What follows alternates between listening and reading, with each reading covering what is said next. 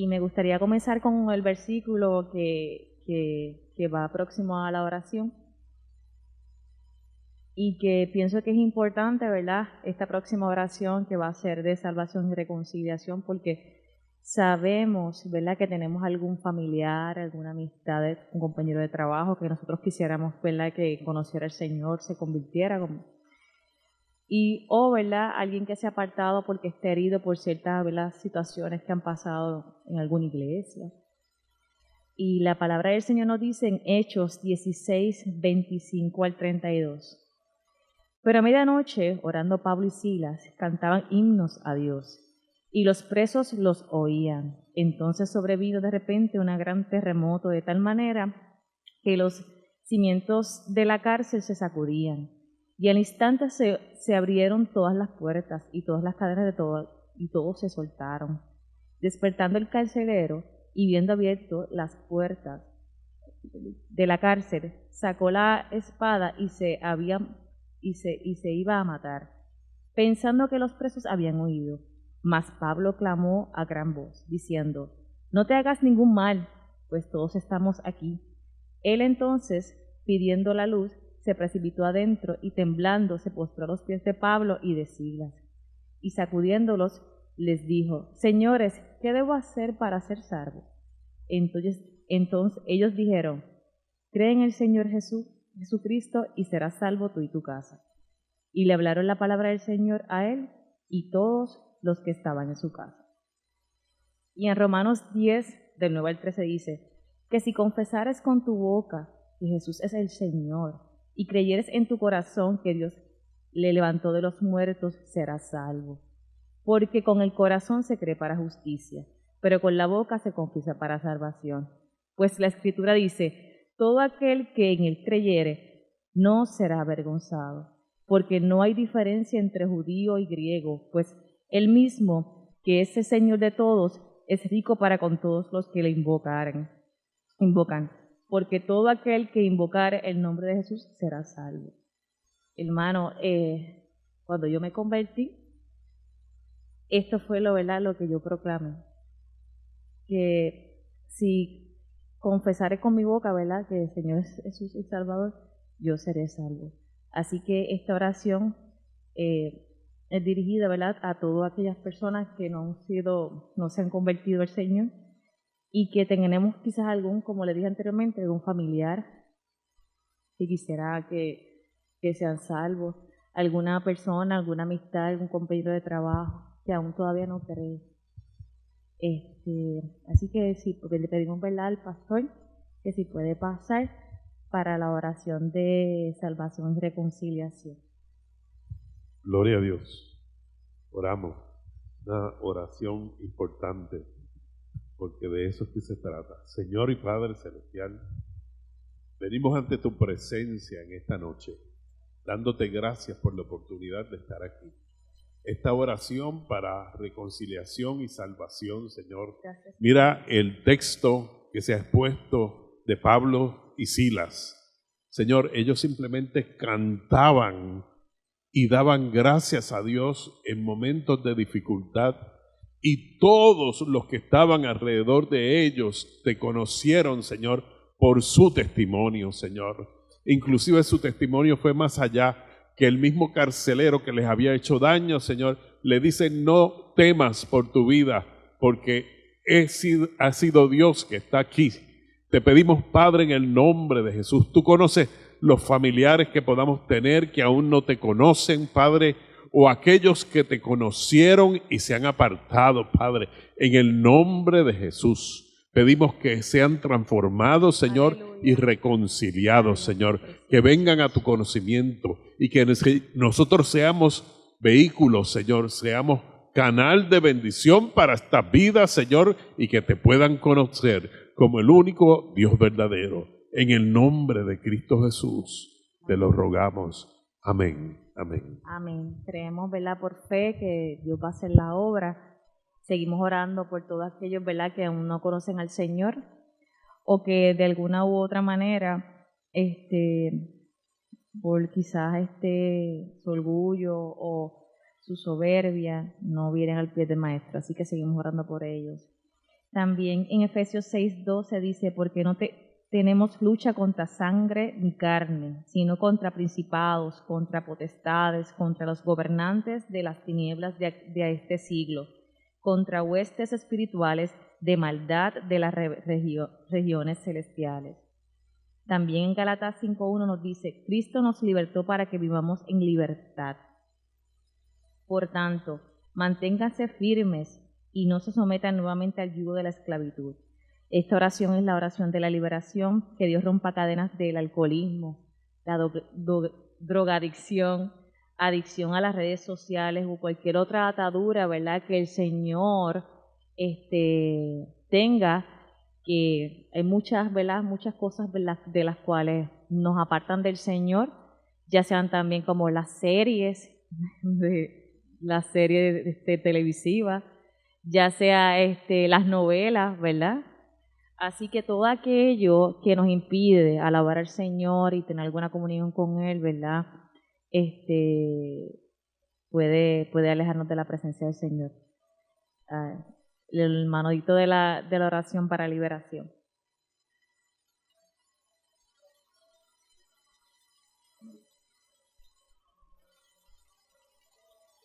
Dios le bendiga, hermanos. Dios es bueno. Amén.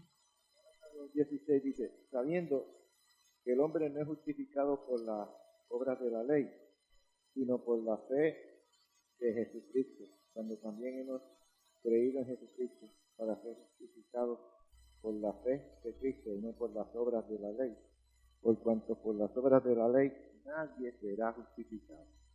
Y oramos, hermanos, por la liberación. Dios rompa cadenas de alcoholismo, drogadicción, adicción a las redes sociales o cualquier otra atadura.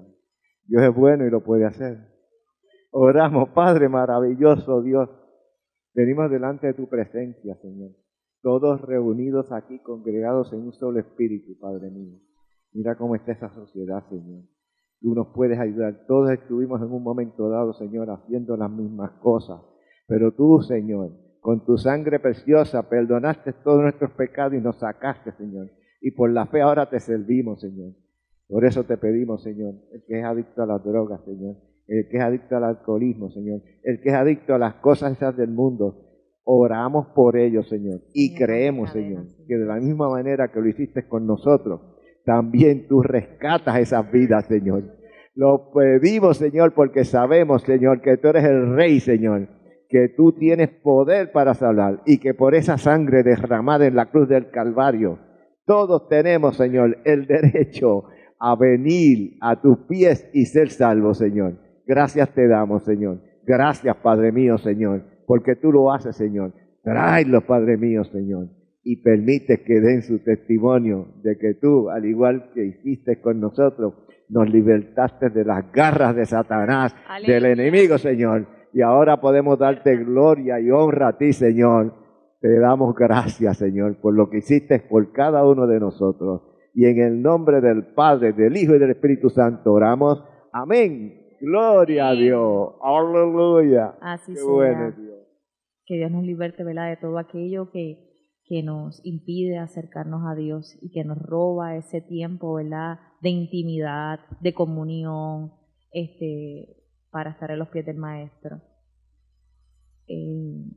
A mí todo, ¿verdad?, cuando me toca el culto de oración, hacer digo yo, las oraciones, me gusta mucho dirigirlas conforme a la palabra, conforme, ¿verdad?, que cada oración tenga sus versículos, ¿verdad?, porque de eso se trata. Nosotros le clamamos al Señor y oramos a Él, ¿verdad?, conforme a sus escrituras. En Efesios 6, del 1 al 4, nos dice, hijos, obedecer en el Señor a vuestros padres, porque esto es justo.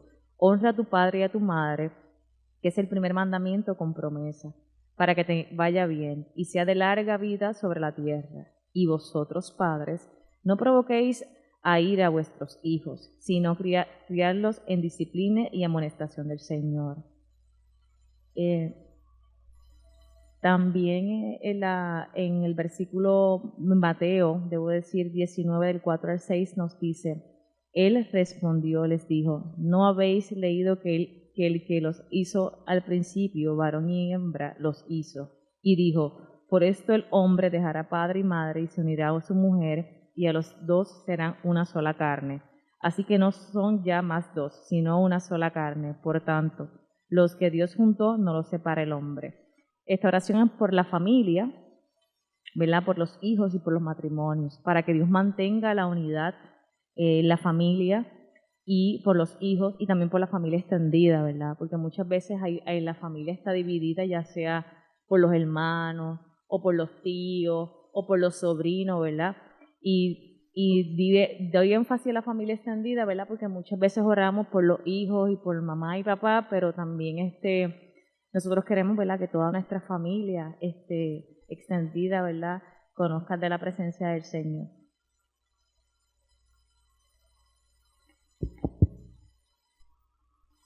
Oramos. Amante Dios, Padre Santo, Padre bueno, qué bueno es reconocer que si tú habitas, Padre mío, hay paz y hay seguridad, Padre mío Dios.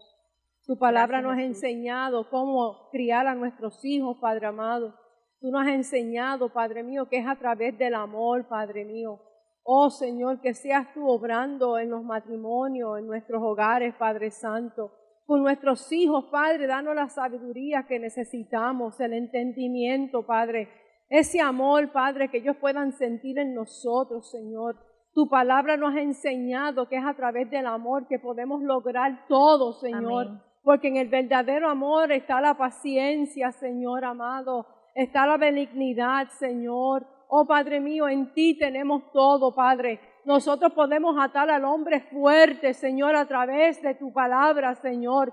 Ayúdanos a vivificar el poder del Espíritu Santo, Señor, para que tú puedas dirigirnos de qué es lo que está pasando en nuestro hogar, Señor.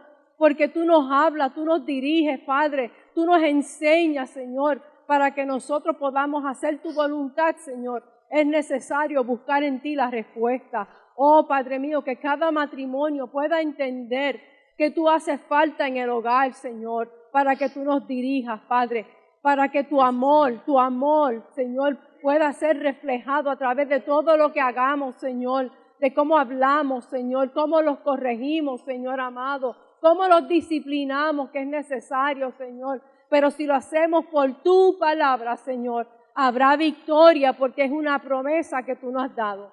En el nombre de Jesús, amén, amén, amén. Amén. Amén. Esta oración fue dirigida, ¿verdad?, que los matrimonios estén unidos, porque el pastor predicó el domingo, hago referencia a algo que dijo sobre la niña, ¿verdad?, que se sentía triste porque ella era la única niña que tenía sus dos papás juntos. O sea que si era la única niña en el salón, algo está pasando, ¿verdad?, con la comunicación, ya sea de los matrimonios. Debemos estar firmes, pero sobre todas las cosas buscar de la presencia de Él, y que los matrimonios, ¿verdad?, el centro de todo sea el Señor, para que Dios nos guíe. No somos perfectos en ese sentido, ¿verdad?, cada miembro, ya sea hombre y mujer, pero seguimos, ¿verdad?, en la formación, porque el enemigo trata de romper, pero el Señor es quien nos da la fortaleza para seguir unidos. En tercera de Juan 1:2 dice: amados, yo deseo que tú seas prosperado en todas las cosas y que tengas salud, así como prospera tu alma. La próxima oración, no sé quién la tiene, ¿verdad?, pero es para salud física y emocional, para que Dios, médico por excelencia, sane la depresión y otra condición de salud, ya sea física. Así que, hermano, cualquier situación que usted tenga, de salud, pase al frente para que reciba el bálsamo del Señor, y que el Señor, ¿verdad?, no importa cualquier dolencia que usted tenga, Dios pueda hacer la obra, y los milagros no se han quedado en la Biblia, todavía siguen, ¿verdad? Tenemos las enseñanzas que Dios nos ha dado, que Dios es un Dios milagroso y que también continúa Dios haciendo los milagros. Quisiera leer una porción bíblica que conocemos, está en Isaías 53. versículos 4 y 5. La palabra lee como sigue: ciertamente llevó Él nuestras enfermedades y sufrió nuestros dolores. Y nosotros le tuvimos por azotado, por herido de Dios y abatido. Mas Él herido fue por nuestras rebeliones, molido por nuestros pecados. El castigo de nuestra paz fue sobre Él, y por su llaga fuimos nosotros curados. Es interesante, esto lo escribió Isaías casi 800 años antes de Jesucristo. Y es interesante que en Mateo, si buscamos Mateo 8:17, es interesante que Mateo habla de Isaías, habla básicamente de los versículos que acabamos de leer. Cuando él dice, para que se cumpliese lo dicho por el profeta Isaías, cuando dijo, él mismo tomó nuestras enfermedades y llevó nuestras dolencias. Amén. En otras palabras, Cristo no habló de que Él iba a sanar, Él lo hizo. Amén. Pero hubo testigos, hubo profecía mucho antes de que Cristo llegara al mundo, de que Él iba a cargar con nuestros pecados, iba a cargar con nuestras enfermedades y por la sangre, por sus llagas, íbamos a ser curados. Padre Santo, Padre bueno, quiero darte las gracias, Santo Dios, en esta noche. Oh Padre amado, qué lindo, Señor, cuando podemos ver tu palabra viva, Padre amado. Y cuando hablamos de enfermedades, no tan solo físicas, pero que enfermedades emocionales, Padre Santo, todas ellas, Santo Dios, tú las cargaste y las llevaste a la cruz. Tú las sufriste, Padre Santo, y por tus llagas, por tu sangre derramada, somos curados.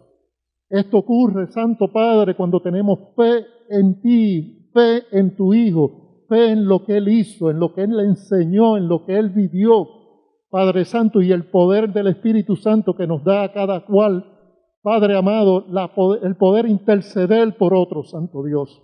Padre amado, yo te pido por todos aquellos que en este momento puedan tener situaciones emocionales, Santo Padre, aparte de las dolencias físicas, pero todo aquello que viene con la preocupación, con el estrés de hoy en día, Padre amado, las situaciones familiares, las situaciones tanto económicas, financieras, Padre Santo, relaciones. Estamos viviendo en un mundo convulso, Santo Dios, que más que nunca tenemos que buscar tu rostro, tomar tu palabra, hacerla nuestra, Santo Dios, porque la promesa está de que tú has cargado y tú vas a cargar con todas nuestras enfermedades y las vas a curar. Padre amado, así te lo pido, Santo Dios, por todos aquellos que en este momento necesiten levantar ese clamor a ti y que tú lo escuches según tu voluntad, Padre Santo, y puedas curar y puedas aliviar las cargas, Santo Dios, de aquellos que la puedan tener. Así te lo pido en el dulce nombre de Jesús. Amén, amén y amén.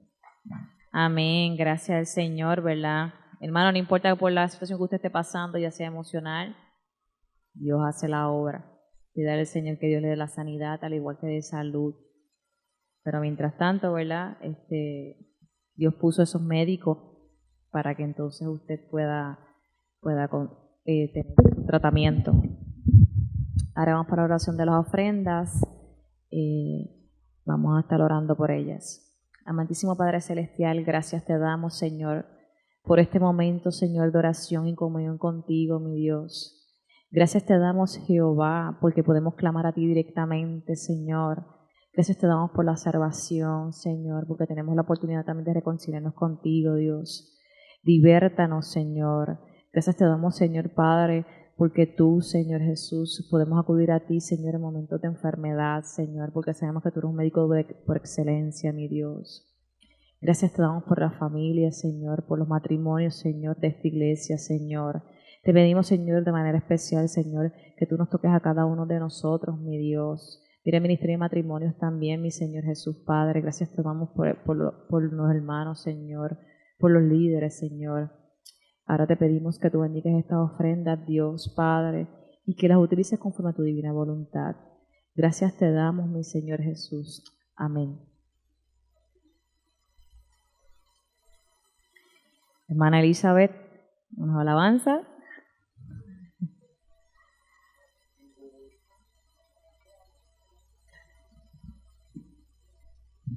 muy fuerte en esto.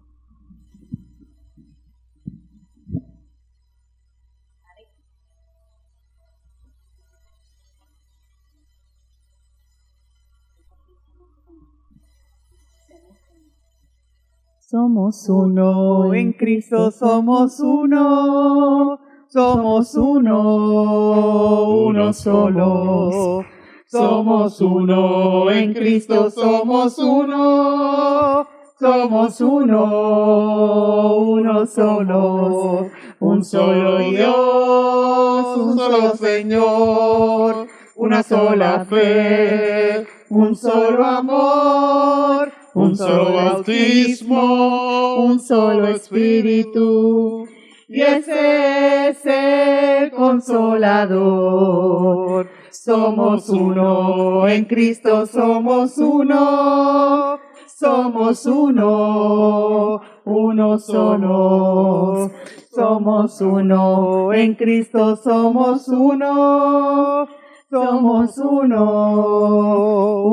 solos. Un solo Dios, un solo Señor, una sola fe, un solo amor, un solo bautismo, un solo Espíritu, y ese es el Consolador. Gloria a Dios.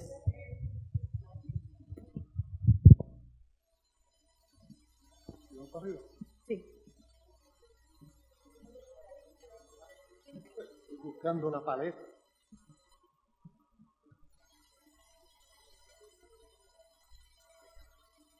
Buenas noches, hermanos.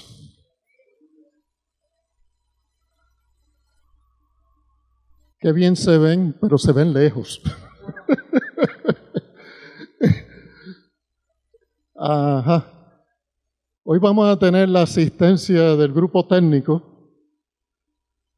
y hoy vamos a dar una de dos clases sobre el libro de Isaías.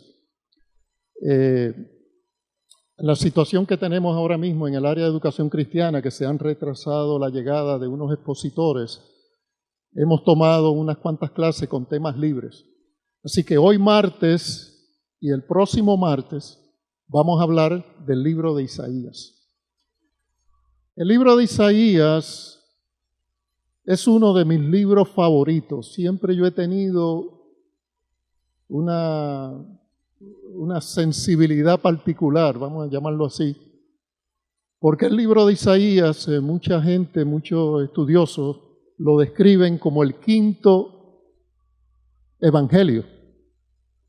¿Cómo es posible que 800 años antes de Jesucristo se pudiera describir que Cristo iba a llegar al mundo, que se iba a llamar Emmanuel, que iba a ser molido por nuestros pecados, y toda la descripción de lo que fue la vida, muerte y resurrección de Cristo está en el libro de Isaías? Lo que vamos a hacer, la próxima diapositiva, por favor. Este es el texto áureo y es un texto mesiánico. En Isaías 4:2 lee como sigue: en aquel tiempo el renuevo de Jehová. Esta es la primera forma que Isaías llama al Mesías, el renuevo de Jehová. Será para hermosura y gloria, y el fruto de la tierra para grandeza y honra a los sobrevivientes de Israel. Aquí implica que hay una promesa para Israel. En tiempos, Isaías vivió básicamente desde el 765 hasta el 695 antes de Cristo. Y en ese periodo, si ustedes buscan el libro de los Reyes, Segunda de Reyes, ahí donde había un rey que subía y era de acuerdo al Señor y seguía al Señor, pero bajaba ese rey, subía otro y era otro que iba para atrás y hacía todo lo contrario a lo que le agradaba al Señor. Era una época muy crítica para el pueblo de Israel. Y este fue el preámbulo de dos grandes exilios. En el 722 a.C., el reino del norte es atacado por Asiria y Asiria produce el exilio de las 10 tribus del reino del norte. En el 586, Nabucodonosor, que conocemos la historia, ataca Judá, ataca Jerusalén y es el gran exilio de las tribus de Judá y Benjamín. Así que vamos a ver en Isaías profetizando la caída de Israel y cómo Israel iba a ser llevado de su tierra. El próximo, por favor. Estos son los objetivos. En la primera clase de hoy vamos a conocer más de Isaías y su ministerio profético. Vamos a ver específicamente advertencias proféticas sobre Judá, Efraín y otras naciones. Y vamos a hacer un paréntesis histórico cuando Sennacherib invade Judea y Judea en el exilio. La invasión de Sennacherib, que era de Asiria, fue el preámbulo, preparó el terreno que posteriormente vendría el imperio de Babilonia a terminar de invadir y de destruir a Judea. La próxima semana nos vamos a enfocar en Cristo. Nos vamos a enfocar cómo es revelado como parte de la trascendencia eterna de Dios. Vamos a ver el siervo sufriente. Vamos a ver todas y cada una de las citas dentro del libro de Isaías donde se presenta a Cristo y las profecías finales. Así que esto es lo que vamos básicamente a cubrir entre hoy y el próximo martes. El próximo, por favor. El profeta Isaías. Es interesante encontrar que hay mucha información sobre el profeta Isaías. Nació en Jerusalén, como les mencioné, alrededor del 765 a.C. Murió como mártir, fue cortado. Y no quiero describir en qué forma, pero fue asesinado, cortado, martirizado por el rey Manasés en el 695 a.C. Él fue primo del rey Osías, así que él estaba muy cerca de lo que era la élite, de lo que era la familia real, y en el caso específico, él era primo de este rey, uno de los reyes, Osías, durante el periodo de su vida. Isaías fue un estadista, en ese sentido era un consultor, era un asesor de reyes, fue escritor, hay varios escritos de Isaías aparte del libro que conocemos. Es un poeta y vamos a ver, cuando miramos la forma en que Isaías escribía, definitivamente era una musa muy diferente. Cuando leemos las cartas de Pablo, vemos un Pablo muy directo, muy específico, muy técnico, si podemos usar esa palabra. Isaías es un poeta. Cuando habla de Jesucristo, molido por nuestras rebeliones, ¿sabe? Esas expresiones que vamos a ver en detalle en la próxima clase, es una poesía en la forma en que él escribe.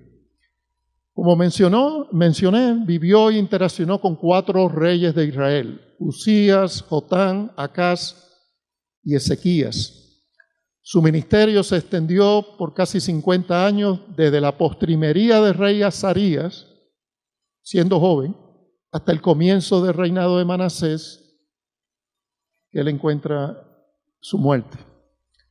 Profetizó sobre la decadencia de Israel y el exilio babilónico. Vamos a ver eso. Él profetizó lo que iba a ocurrir 134 años antes de que ocurriese. En el 586 fue que Babilonia entra a Judá, entra a Jerusalén y el gran exilio de Judá. 134 años él lo predijo, lo profetizó. Él también profetizó lo que habría de ocurrirle también en el 722, lo que le ocurrió al reino del norte. que Asiria se apoderó. El próximo, por favor. La introducción.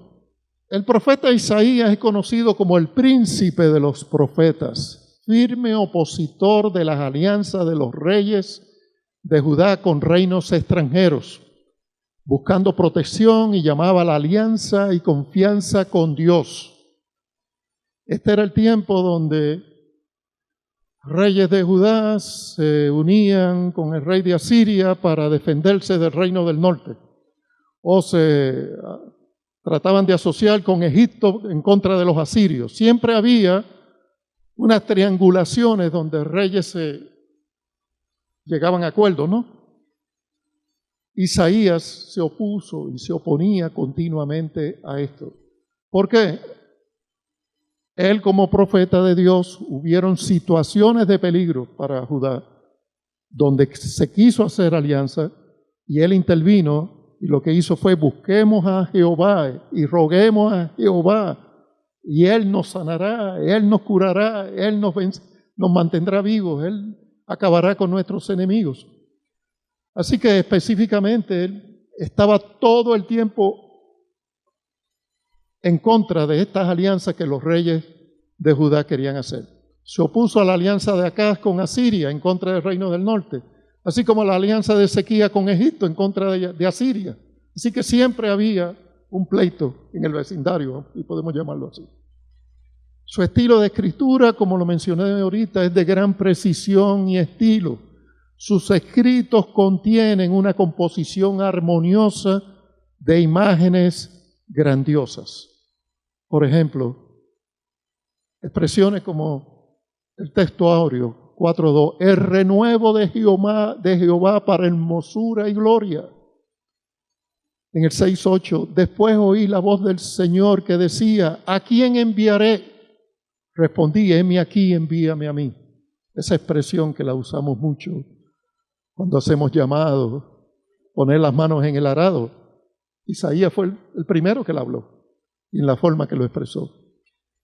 53.3, este pasaje que leímos: despreciado y desechado, varón de dolores, experimentado en quebrantos, y escondimos de él el rostro, fue menospreciado y no lo estimamos. La revelación de Dios a Isaías sobre lo que habría de ocurrir, y en la forma en que Isaías lo expresa, muestra un corazón sensible, un corazón conectado. Él tenía esa musa, tenía ese don de cómo expresar las cosas. El próximo, por favor.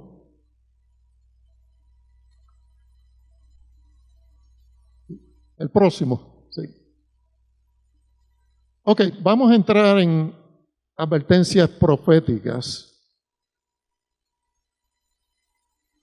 que Isaías hizo sobre Judá y Jerusalén. Dios, a través del profeta, confronta a su pueblo rebelado contra él. Él profetizó tanto para Judá como para el reino del norte, Israel. En Isaías 1.2 leemos: oí cielos y escuché tierra, porque habla Jehová. Crié hijos y los engrandecí, y ellos se rebelaron contra mí. Todo el capítulo 1, los invito a que lo lean con calma. Usted ve a un Isaías, conocemos al profeta Jeremías, el profeta llorón, pero vemos a un Isaías clamando, gimiendo, porque Jehová está hablando a través de él. Está hablando el sufrimiento de Jehová directamente. Lo que había hecho Jehová con su pueblo, y en la forma, toda esta época de los reyes, que subía uno y bajaba otro, uno era bueno, otro era malo, otro era regular. El pueblo renegaba a Dios, se olvidaba de Dios. Y aquí Jehová lo expresa en esta forma: crié hijos y los engrandecí, y ellos se rebelaron contra mí. En el 1.11, ahí mismo en ese primer capítulo, lee: ¿para qué me sirve la multitud de vuestros sacrificios? Hastiado estoy de holocaustos de carneros y de cebo de animales gordos. Versículo 13, no me traigáis más vana ofrenda, incienso me es abominación. El versículo 15, cuando extendáis vuestras manos, yo esconderé de vosotros mis ojos. Asimismo, cuando multipliquéis la oración, yo no oiré. Esto lo hizo Dios en este tiempo. Estamos nosotros viviendo algo muy parecido. Qué triste que Dios exprese, yo no oiré más sus quejas, sus oraciones. Dios siempre dará una salida antes de venir juicio. En el versículo 18, en ese mismo capítulo 1, lee, si vuestros pecados fueran como la grana, como nieve, serán emblanquecidos. Si fueran rojos, como el carmesí, vendrán a ser como blanca lana. Si quisieras y oyereis, comeréis el bien de la tierra.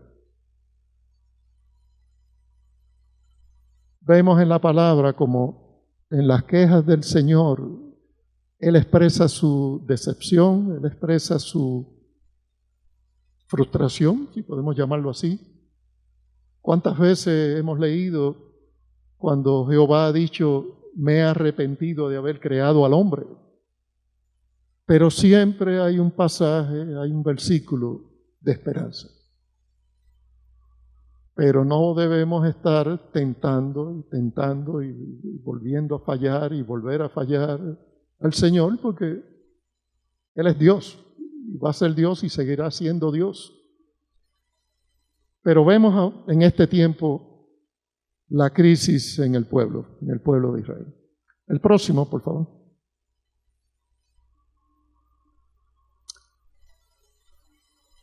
Dios expresa también su desagrado sobre la religiosidad externa. Ahí mismo en el capítulo 1, del 10 al 17, dice Isaías, o Jehová a través del profeta, ¿de qué sirve la multitud de sacrificios, hastiado de holocausto y de sangre de animales sacrificados? No me traigan más vana ofrenda. Básicamente lo que le leí anteriormente. Vuestras fiestas solemnes me son gravosas. Lavaos y limpiaos, dejad de ser lo malo. Aprended a hacer el bien, ser justo con el huérfano y cuidad, le faltará de la viuda. La justicia de Dios, si ustedes recuerdan de clases anteriores, se refiere al trato, a la bondad, el amor hacia el prójimo, unos con otros. Ser justo. Y aquí hace mención, el huérfano y la viuda eran siempre o estaban siempre en un sitial importante dentro de la ley, en términos de Israel, de que había que cuidar a huérfanos y a las viudas.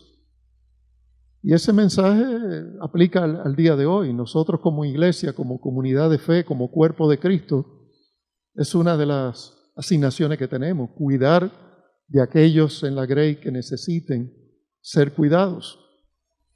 Y todo esto estaba fallando el pueblo en ese tiempo. El próximo, por favor. El próximo. Ok. Dios revela su plan para rescatar a Sión. Habrá misericordia con los que se arrepienten. Aquí eso lo vemos aquí en Isaías, del versículo 18 al 31, en el capítulo 1. Y parte de esto ya lo había leído. Pero aquí adiciona Isaías problemas con el liderazgo que había en Israel. Tus príncipes, compañeros de ladrones, todos aman el soborno. Eso está en el versículo 23. Volveré mi mano contra ti y limpiaré hasta lo más puro tus escorias. Sión será rescatada con juicio y los convertidos de ella con justicia. Eso está en el versículo 27. Pero los rebeldes y pecadores serán consumidos.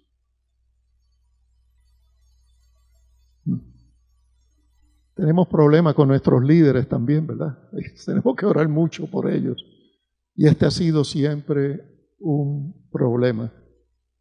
Cuando los líderes, príncipes de naciones, aman el soborno.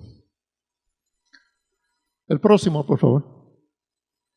Esta tablita, aunque no se ve muy bien, pero básicamente presenta la secuencia de reyes, tanto en Judá como en Israel, donde aparece Saúl, David, Salomón, el reino del norte que se divide de Judá y Benjamín. Y ahí nos dicen en letras sobre Israel, dice, hubo 19 reyes durante 209 años, todos malos. Así que el reino del norte, todos los reyes fueron malos. ¿Por qué? Se inclinaron hacia la idolatría, le dieron la espalda a Jehová completamente, y todo lo malo que pudieron haber hecho, tomando como ejemplo las naciones que rodeaban a Israel en ese tiempo. Pero básicamente la idolatría era lo que manejaba, gobernaba, era rampante en el reino del norte. Judá tuvo 20 reyes, 12 reyes malos, 8 reyes buenos. Dios permitió que duraran 345 años estos 20 reyes. Así que el reino del norte sucumbió ante Asiria en el 722, Judá sucumbió ante Babilonia en el 586. Por la misericordia de Dios, duró un poquito más. El próximo, por favor. Quiero concentrarme en estos 6 reyes. Amasías, que era el rey cuando nació Isaías, Manasés, que fue cuando murió, y los 4 reyes que se mencionó, que Isaías era asesor, era el profeta de Israel, de Judá en ese tiempo. Pero es interesante, hablando de los buenos y los malos, Amasías hizo lo recto ante el Señor, aunque dejó los lugares altos de idolatría. Si ustedes recuerdan en la palabra, tanto en Crónicas como en Segunda de Reyes, se habla de que se adoraban ídolos en las alturas, en los montes, escondidos, aparte de Jerusalén. Algunos reyes eliminaron esos sitios de adoración a ídolos. Otros no lo hicieron, por la razón que fueran, pero no llegaban. Así que Amasías fue uno de ellos. Hizo lo recto ante el Señor, pero dejó los lugares altos de idolatría. Usías, que era el familiar directo de Isaías, hizo lo recto, pero igual que su padre, Amasías, no quitó los lugares altos. Jotán hizo lo recto ante Dios, pero tampoco quitó los lugares altos. Acaz no hizo lo recto. Él hizo pasar hasta su hijo por el fuego, que era una de las idolatrías que tenían los pueblos paganos, de que hacían pasar a los hijos a caminar sobre el fuego y ese tipo de cosas. Pues nuestro amigo aquí, Acaz, llegó a traer esas idolatrías a Judá también. Ezequías hizo los rectos delante del Señor, quitó los lugares altos de idolatría, así que este fue el único de estos 5 que llegó a los lugares altos y eliminó estos lugares de idolatría. Y Manasés hizo lo malo delante del Señor y trajo la idolatría de nuevo a Judá. Así que aquí vemos esto de los reyes buenos o malos, pero habían buenos que no eran tan buenos, eran medios buenos. Así que no había una postura, excepto por Ezequías, que estuviera clara de que Jehová es nuestro Dios, el único Dios y a quien servimos.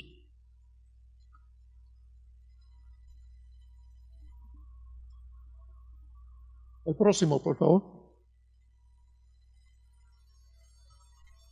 Isaías confirma cómo se ha desintegrado Judá y Jerusalén por el pecado y el mal que sobrevendrá siguiendo a los líderes que se levantarán. Isaías ve el mal sobre todo Israel. Hay 6 ayes que nos presenta Isaías en el capítulo 5. Y me gustaría ir un momentito ahí, porque ahí vamos a leer cosas que repetimos aún en el día de hoy. Capítulo 5, vamos a leer algunos de los versículos del 8 en adelante. Aquí hubieron 6 quejas, 6 ayes de Jehová hacia el pueblo de Judá. En el 8.1 lee como sigue: hay de los que juntan casa y añaden heredad a heredad hasta ocuparlo todo. ¿Habitaréis vosotros solos en medio de la tierra? Hay es una forma fina que Isaías está diciendo: hay de aquellos que roban y aparentemente aquellos que movían la cerca y ocupaban el espacio de otra propiedad. En el 11, hay otro hay aquí, dice: hay de los que se levantan de mañana para seguir la embriaguez, que se están hasta la noche, hasta que el vino los enciende. Así que parece que había un problema de borrachitos, ¿no? Se acostaban borrachos y se levantaban y continuaban con la borrachera. El versículo 18 dice: hay de los que traen la iniquidad con cuerdas de vanidad y el pecado como con coyundas de carreta. Qué forma elegante de hablar, de presentar a aquellos que hablan bonito, pero que asesinan por las espaldas, los hipócritas. Así que aquí está también Jehová identificándolos. El versículo 20, él lee como sigue: hay de los que a lo malo dicen bueno y a lo bueno malo, que hacen de la luz tinieblas y de las tinieblas luz, que ponen lo amargo por dulce y lo dulce por amargo. ¿Estamos viviendo hoy día esto?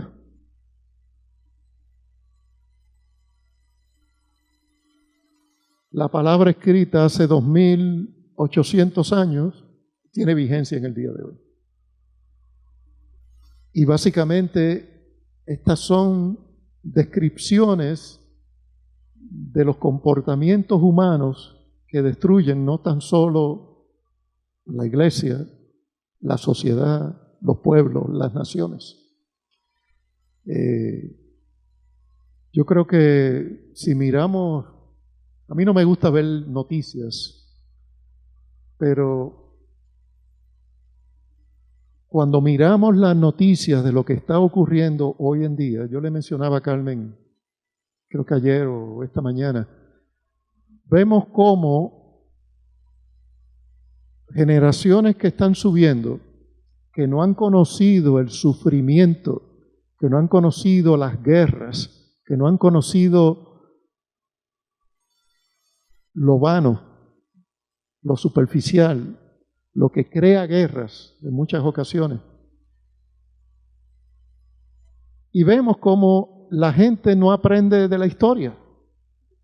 Entonces, ¿qué ocurre? Que cada generación que ha participado en guerras vienen unos años de paz, hasta que esa generación crece, madura y pasa, ¿no?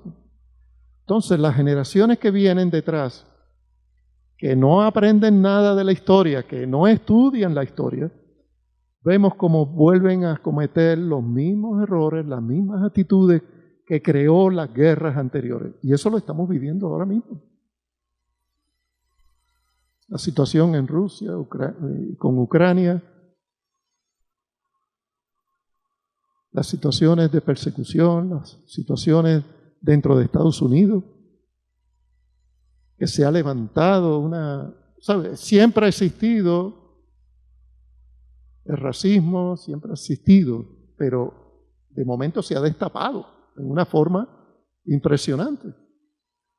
Entonces vemos cómo muchas veces no se necesita que venga otro pueblo a atacarme. Los pueblos explotan de adentro hacia afuera. ¿Por qué? Por los ayes, esto que estamos mencionando aquí. Cuando perdemos de perspectiva, cuando se levanta la hipocresía, a lo bueno se le dice malo, a lo malo bueno, y cuando esto es una bola de nieve, que cuando viene, de momento vamos a encontrarnos un día que decimos, ¿y de dónde salió esto? ¿Por qué ha ocurrido esto? Y no es otra cosa que los pueblos alejándose de Dios y dejándose llevar por las pasiones que el enemigo, y aquí se hablaba hace poco de las estrategias del enemigo. El enemigo tiene estrategias bien definidas. Y nosotros somos los llamados a mantener la luz, a mantener la calma, a mantener la perspectiva de que es el enemigo que nos está atacando. Pero vemos cómo se vuelve a repetir la historia. Estos issues que estaba viviendo Isaías hace 2800 años, los estamos viviendo en el día de hoy también, con otros nombres y otras. Pero vemos los mismos problemas fundamentales. El hombre se aleja de Dios, entra el mal a través de cómo entra, sutilmente, sin darnos cuenta.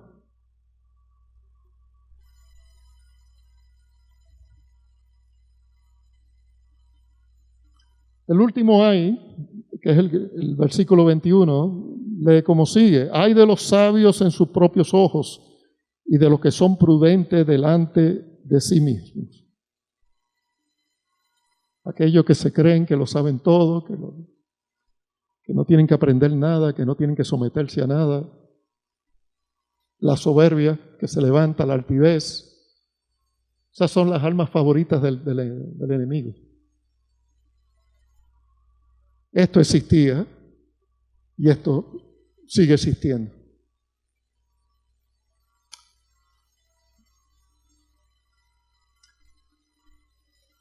Durante el reinado de Acaz, Asiria y el reino del norte atacan Jerusalén.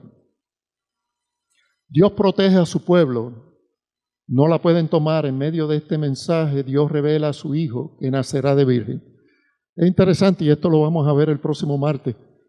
Estas revelaciones mesiánicas que nos presenta Isaías ocurren en medio de situaciones donde el profeta está profetizando algo, menciona al Mesías en un contexto que no necesariamente tiene que ver nada con lo que está ocurriendo, pero sí tiene que ver algo. Y le voy a dar un ejemplito. Esto es un adelanto de lo que vamos a estar hablando la semana que viene.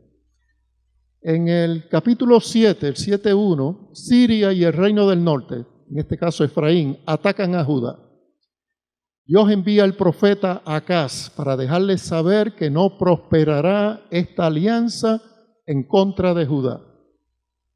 En el versículo 14, en medio de este mensaje, le es revelado a Acaz que un niño nacerá de una virgen y su nombre será Emmanuel, refiriéndose que antes de que el niño crezca, la tierra de sus adversarios, Siria y el reino del norte, estarán desolados. Vamos un momentito, porque es bien interesante esta presentación mesiánica en medio de una situación que estaba viviéndose en ese momento.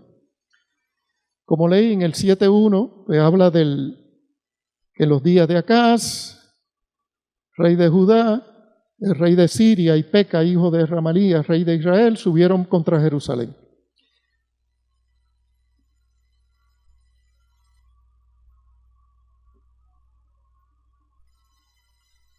Déjeme hablarle aquí de la transición. Ok. En los versículos del 2 en adelante, básicamente describe cómo esta alianza del rey de Israel y Siria están tratando de atemorizar y amenazar y aterrorizar al rey Acaz y a Judá. En el versículo 13 dijo entonces Isaías: oí ahora, casa de David, os es poco el ser molestos a los hombres, sino que también lo seáis a mi Dios. Por tanto, el Señor mismo dará señal. He aquí que la Virgen concebirá y dará a luz un hijo, llamará su nombre Emmanuel. Comerá mantequilla y miel hasta que sepa desechar lo malo y escoger lo bueno. Aquí es donde ata esta revelación mesiánica con lo que está ocurriendo en el momento, porque básicamente profetiza Isaías. Porque antes que el niño sepa desechar lo malo y escoger lo bueno, la tierra de los dos reyes que tú temas será abandonada. En otras palabras, está profetizando lo que va a ocurrir con el reino del norte y con Asiria. Introduce la visión mesiánica de pueblo, le será dado un niño y su nombre será Emmanuel. Así que básicamente presenta eso y lo que dice: antes de que este niño conozca el bien y el mal, estos dos pueblos no existirán. Así que básicamente en medio de una realidad que se estaba viviendo en el momento, profetiza no tanto a Cristo, sino lo que habrá de ocurrir con el reino del norte y Siria. Y asimismo vamos a ir viendo estas revelaciones mesiánicas más adelante, cómo van ocurriendo dentro de un contexto, de una realidad que estaba viviendo Isaías en el momento. El próximo, por favor. Ok. Desobediencia de Acaz y la revelación de Cristo. En medio de la crisis de la invasión de Asiria, básicamente lo que leímos, y el reino del norte a Judá, Jehová le habla a Acaz. Pide para ti señal de Jehová tu Dios. Acaz responde: no pediré y no tentaré a Jehová. Esto es interesante. El rey Acaz, si recuerdan, fue uno que hizo lo malo, y en adición a hacer lo malo, él reniega a Jehová, porque Jehová, a través del profeta, le dice: pides para ti señal de Jehová tu Dios. Jehová le dice a Acaz: mira, estoy aquí, llámame, pídeme. Y Acaz responde: no pediré y no tentaré a Jehová.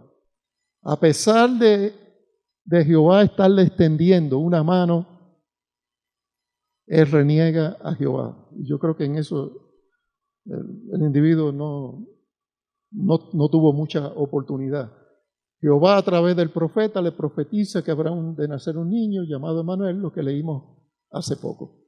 Pero Acaz está alejado de Dios y en idolatría, por eso rechaza la oferta de Dios. Dios dará oportunidad, arrepentimiento, el corazón endurecido lo rechaza. ¿Ocurre eso hoy día? Dios da oportunidad de arrepentimiento. Lo vimos con Caín. Antes de que matara a Abel, Dios le extendió una mano. Aquí lo hizo con el rey Acaz también. Y a pesar de eso, Dios salvó a Judá, pero el rey se las traía. Así que alejado de Dios y en idolatría, el corazón del hombre se cierra, el corazón del hombre rechaza a Dios. ¿Y qué mucho vemos eso? Cuando gente se aparta, cuando gente tiene situaciones. Yo he tenido la oportunidad, Carmen, hemos tenido la oportunidad que hablamos con gente, personas que estaban en la iglesia, ocurre algo, se alejan, entonces cae como un sentido de culpa o no sé qué, que entonces no quieren acercarse a Dios, sabiendo que el altar siempre va a estar abierto, si vienen con corazón contrito y humillado. El enemigo de las almas se encarga de coger el corazón apretarlo, amarrarlo, cerrarlo, endurecerlo. Dios una y otra vez, y lo vemos en la Biblia cantidad de veces, dándole oportunidad al hombre a arrepentimiento.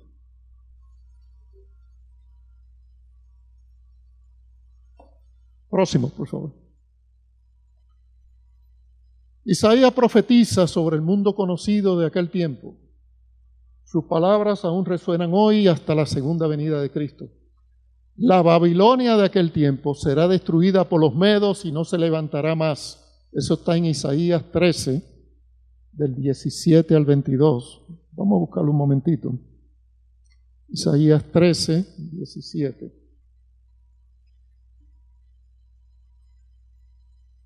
He aquí que yo despierto contra ellos a los medos, que no se ocuparán de la plata ni codiciarán oro. Con arco tirarán a los niños y no tendrán misericordia del fruto del vientre, ni su ojo perdonará a los hijos.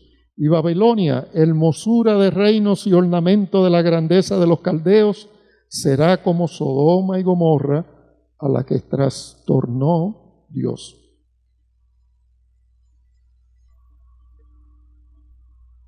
Isaías profetizó que Babilonia caería y sería destruida y nunca jamás se levantaría. Y esta ciudad, que fue una ciudad en su tiempo, era la ciudad más grande del mundo, la más esplendorosa.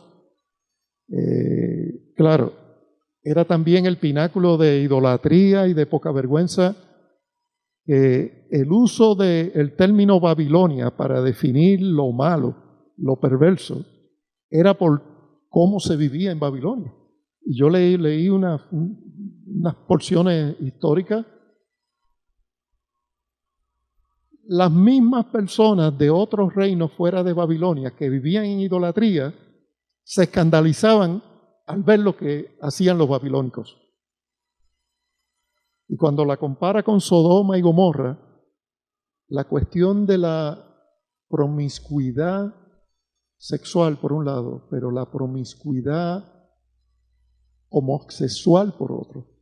Babilonia era una cosa terrible. Y parece ser que el crecimiento de la homosexualidad va de las manos con la caída de muchos imperios. Babilonia no fue una excepción. Pero Babilonia, como les digo, leía en un escrito histórico, decía que los pueblos aledaños que eran idólatras llegaban a Babilonia y no podían creer lo que veían. Así que era una cosa terrible. Una cosa terrible. Así que la Babilonia de aquel tiempo fue profetizado y ocurrió. Babilonia fue destruida por Ciro, por los persas. Precisamente todavía estaba el exilio del pueblo judío en Babilonia, cuando Ciro acaba con el imperio babilónico. ¿Se acuerdan? Ciro fue el que permitió que Nehemías, Jeremías, no me acuerdo si Jeremías, pero Nehemías sí regresaran con parte de los judíos que estaban en Babilonia. La Babilonia política es otro concepto dentro de lo que les mencionaba. Se usa el término Babilonia para definir lo malo, definir el reino de Satanás. Y al día de hoy, la Babilonia política se sigue hablando y es parte de en el estudio de Apocalipsis lo vimos, es parte de lo que habrá de ocurrir al final de los tiempos y cuando venga la gran tribulación. Va a haber una Babilonia política, va a haber un reino unificado mundial y se le va a conocer como la gran ramera, la gran bestia, y se usa el término de Babilonia para describirla. Así que esto existirá cuando Cristo vuelva a buscar su iglesia. En los capítulos 13 al 23 no vamos a entrar en muchos detalles, pero lo pueden leer. Son todos los juicios, todo lo que profetizó Isaías con respecto a Siria, Moab, Etiopía, Egipto, Tiro. Así que están todas las profecías de cómo estas ciudades, algunos de ellos imperios, iban a caer, iban algunos a desaparecer. Aquello que les interese la parte histórica, les invito a leer esos capítulos. El próximo, por favor.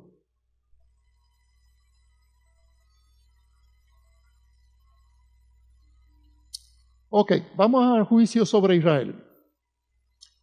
Isaías predice una desolada Palestina y el resultado de la invasión babilónica. Esto está en el capítulo 24. Si vamos un momentito allí.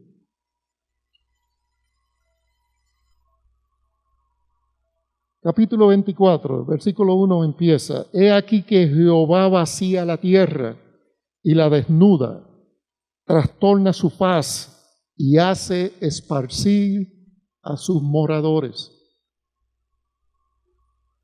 En el versículo 5, la tierra se contaminó bajo sus moradores porque traspasaron las leyes, falsearon el derecho, quebrantaron el pacto sempiterno. ¿Se acuerdan del pacto sempiterno? Este fue el pacto de Jehová con Abraham. Se conoce sempiterno porque fue un pacto de parte de Dios a Abraham, sin Abraham tener que hacer nada. Cuando él le dijo, te daré esta tierra, o sea, la promesa de la tierra prometida donde fluye leche y miel, Dios le dio a Abraham y a su descendencia la tierra de Israel. En lo ocurrido, tanto con el reino del norte, con Asiria, y lo que ocurrió posteriormente con Babilonia, los moradores de la tierra que fluye leche y miel fueron sacados. Así que el pacto sempiterno que había hecho Dios con Abraham se rompe. Se rompe por un tiempo, porque Dios en su misericordia vuelve a mandarle la toalla de que volverían a la tierra. Pero hasta eso, o sea, un pacto de Dios con su pueblo, y su pueblo en desobediencia, en idolatría, en darle la espalda a Dios, pierde esa bendición que vino desde Abraham. La tierra se contaminó con sus moradores, traspasaron sus leyes, falsearon el derecho, quebrantaron el pacto sempiterno. Qué mucho énfasis hace la Biblia sobre la justicia, el derecho.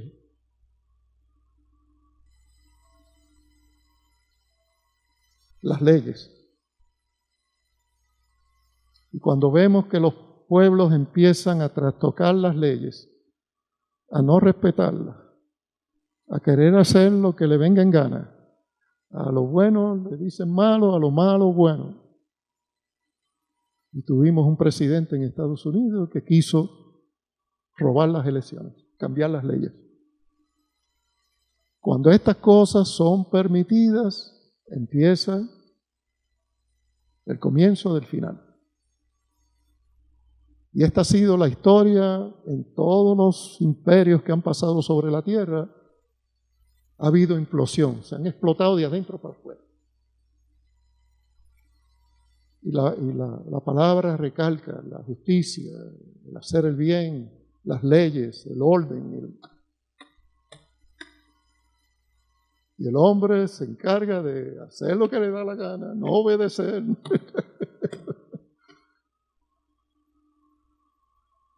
La ciudad quedó desolada y con ruinas, fue derribada su puerta. Eso está en el versículo 12. Todos estos versículos básicamente es Isaías describiendo cómo va a quedar Jerusalén, básicamente.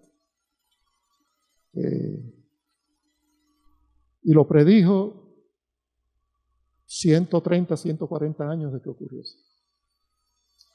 Dios les reveló lo que habría de pasar con Jerusalén. El próximo, por favor.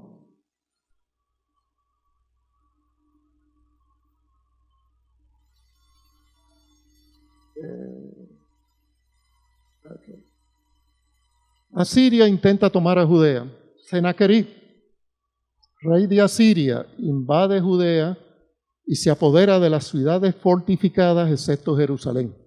Este rey asirio, por poco, se apodera de todo Judea.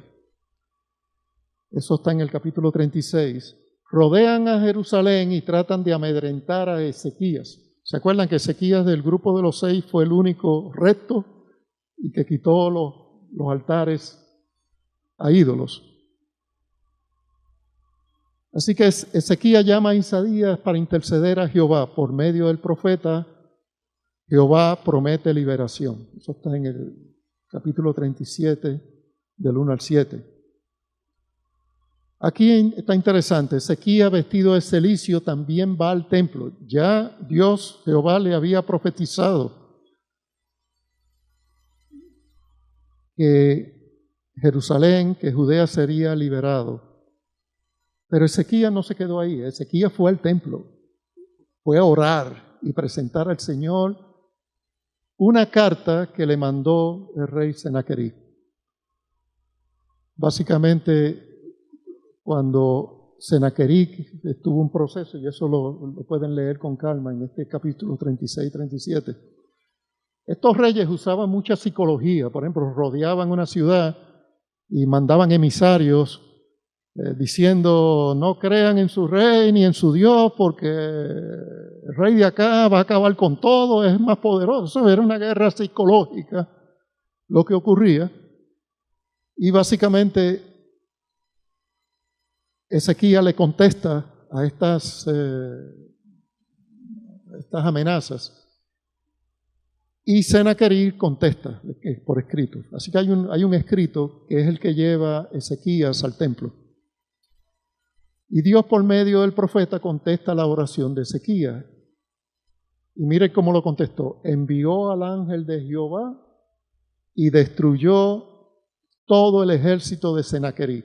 La Biblia dice que eran 185,000 hombres que tenía el rey de Asiria rodeando Jerusalén. Y el ángel de Jehová, el ángel Gabriel, acabó con ese ejército. Eso está en los versículos 33 al 38. Léanlo. Estas son historias. Lo más importante es cómo Dios contesta las oraciones, cómo Dios protege a su pueblo, cómo Dios, aquel que le es fiel, aquel que le es obediente, aquel que es temeroso a Jehová, Jehová no va a abandonar ni va a dejar que el mal caiga sobre él. Y esto es otro ejemplo de la grandeza de Dios y cómo contesta. Pero vemos un rey humillado. No tan solo confió en lo que Isaías le dijo, no. Jehová dice que no te preocupes, que habrá liberación para Judá. Él se fue a orar, se vistió en cilicio y allá fue también a humillarse delante del Padre. Próximo. Ahora, ¿qué pasa? Ezequías hizo los restos, Ezequías quitó los lugares altos, pero Ezequías fue medio torpe. Tan pronto Jehová libera a Judá, el rey de Babilonia en ese tiempo manda a su hijo. El rey de Babilonia en ese tiempo se llamaba Baladán, creo que era el nombre. Baladán. Envía a su hijo a visitar a Ezequías porque Ezequías se enfermó. Entonces, viene el hijo de Baladán, le trae regalos, una carta de parte de su padre, y Ezequías le abrió las puertas del palacio, le mostró todas sus riquezas, le mostró su ejército, le mostró el templo y toda la grandeza del templo. ¿Y qué hizo? Puso al hijo de Baladán golosito por toda la riqueza que vio. Tan pronto se va este individuo, Isaías confronta al rey y le profetiza la caída de Judá en manos de Babilonia, de nuevo, y cómo será vaciada, saqueada Jerusalén y sus hijos llevados como esclavos. Vamos a los versículos 6 al 8 del capítulo 39, un momentito.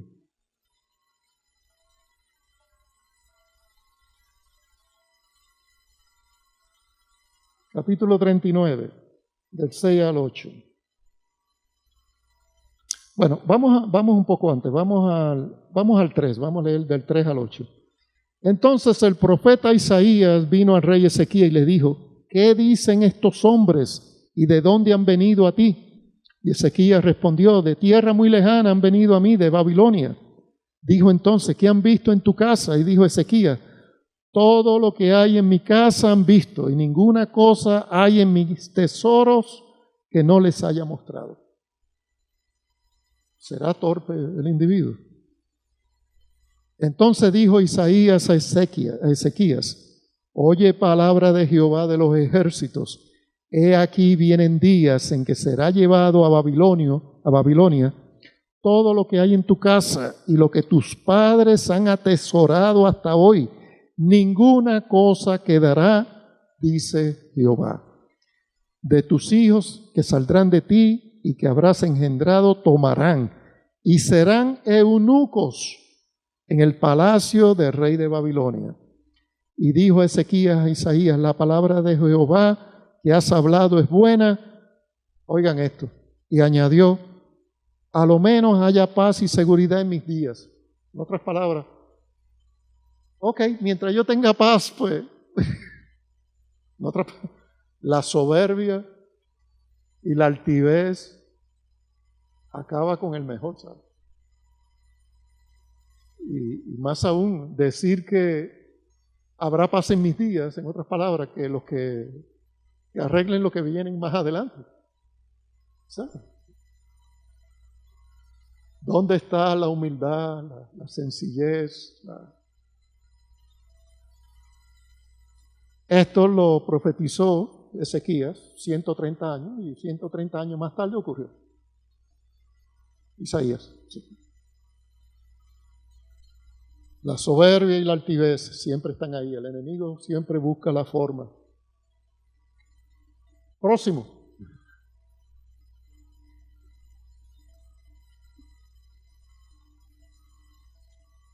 Judá enviado al exilio, así que han pasado 130 años más tarde. Babilonia aplasta a Siria y a Egipto en el 605 a.C. y prepara el camino de la invasión de Judá. Nabucodonosor lidera la caída y destrucción de Jerusalén en el 586. El pueblo judío es exiliado a Babilonia. Así que se cumple todo lo profetizado a los reyes, tanto de Israel como de Judá, porque el pueblo sencillamente le dio la espalda a Dios. Y no es que Babilonia fuera mayor ni más fuerte que los anteriores, porque 185,000 hombres tenía Asiria rodeando Jerusalén. Y ni un solo soldado judío tuvo que salir a pelear. El Dios de los ejércitos, ¿qué no puede hacer?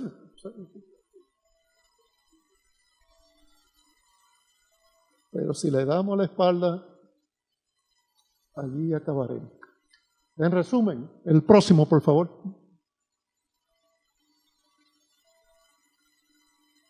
El próximo. Resumen de esta primera clase. El profeta Isaías vivió en un periodo que cubrió 6 reyes en Judá. Profetizó durante el reinado de 4 de ellos. Profetizó sobre la caída y destierro del reino del norte en el 722 a.C. Asimismo, profetizó sobre la caída de Judá y su eventual destierro en Babilonia. Vemos cómo revela en medio de las situaciones que vivió la venida del Cristo, Salvador del mundo.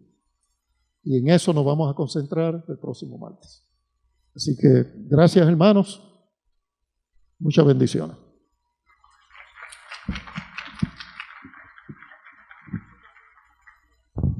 Gloria a Dios. Dios me los bendiga, hermanos. Ahorita me tuve que retirar un momentito y era Arlene para decirme que Paquito está ya en la casa, está bien. Así es que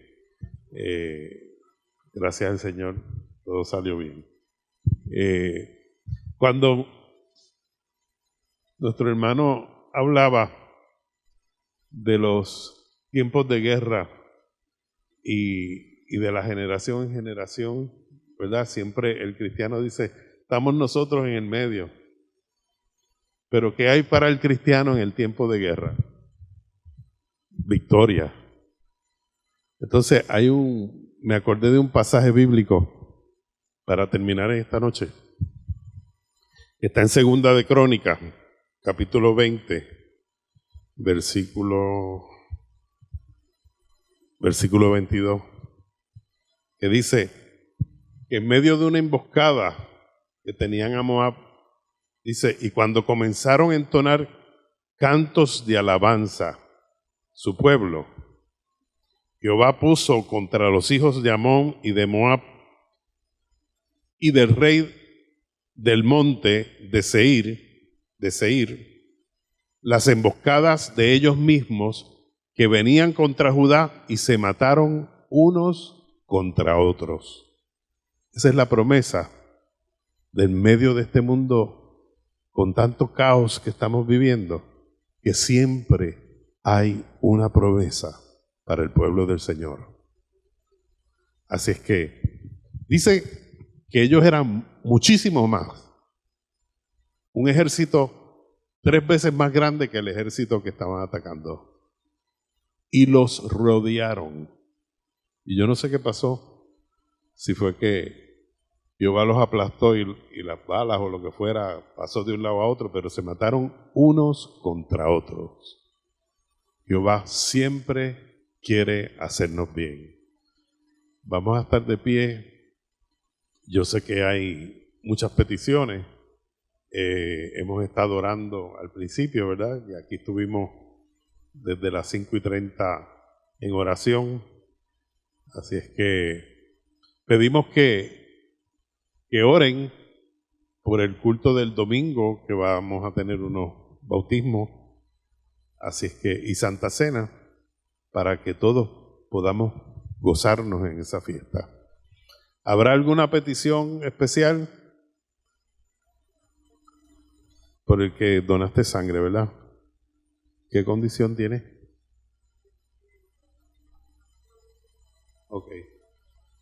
Ok. ¿Cómo se llama? Ok. Jaime, el tío de Anet. ¿Alguna otra? Sí, el domingo.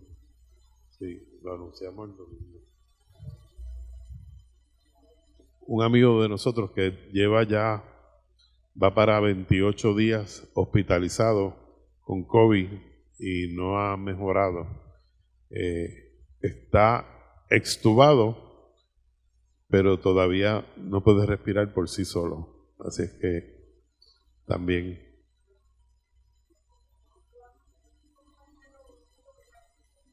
¿Da igual? Sí. Ok. Iván, Raúl y Jaime. Amalia.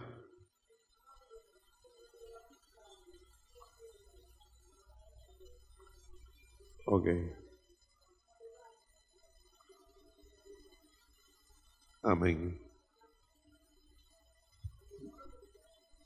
Miguel. Tu hermano Miguel. Ok. Emiliano.